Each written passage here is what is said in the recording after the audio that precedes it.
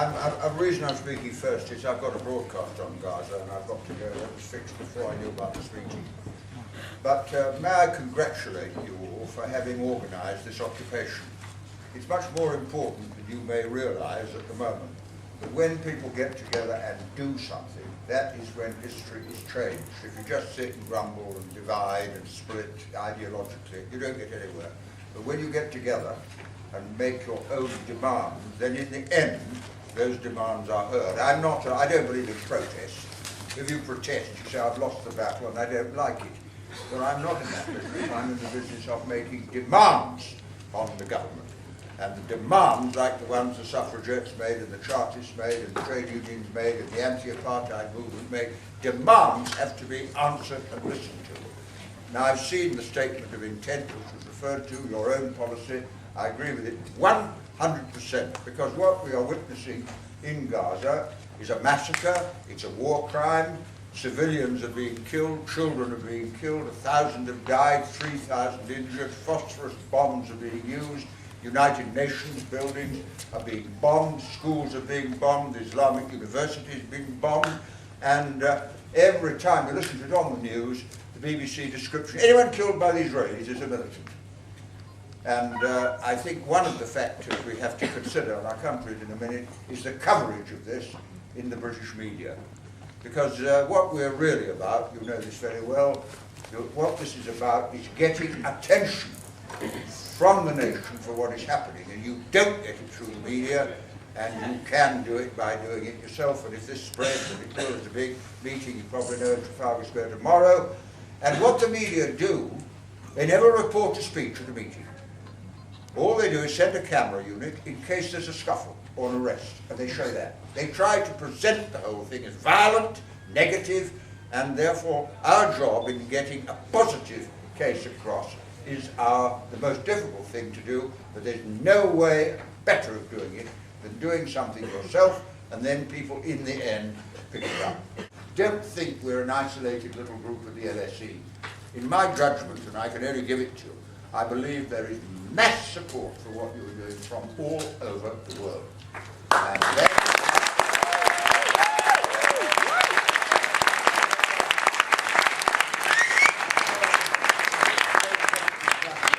to anybody who do something. And the Israelis would be in a real panic if they thought a naval warship was going to protect supplies, RAF plane was going to fly in, the Israeli ambassador was going to be ejected, we were going to recognize Palestine. They would really be frightened by that. And you see, even from an Israeli point of view, let's be absolutely clear, there is no future for Israel itself unless they make peace with their neighbors. This idea that 5 million people, many of whom have come in from all over the world and settled in Palestinian territory, could live there in peace while engaging in what they're doing now, it's absolutely impossible. And in the end, this has got to come about, because the history of it is certainly worth looking at. You'll know it probably as well as I do. But the Zionist movement in 1916-17 demanded the right for Jews to occupy a part of Palestine, and the British Foreign Secretary Balfour promised it.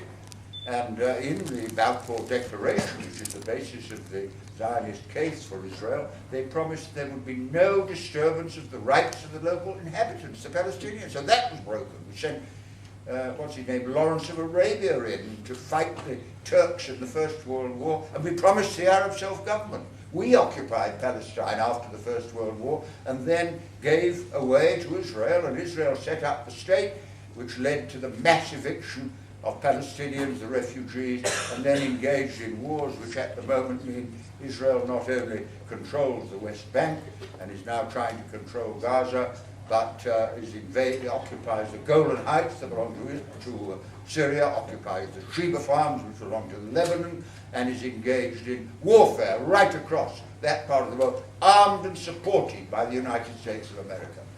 America gives more support, financial support, to Israel than it does to the whole of sub-Saharan Africa. All the planes and weapons that are used by Israel have been supplied by the United States. And then Israel said, Hamas can't be rearmed. Well, what about not rearming Israel with American weapons?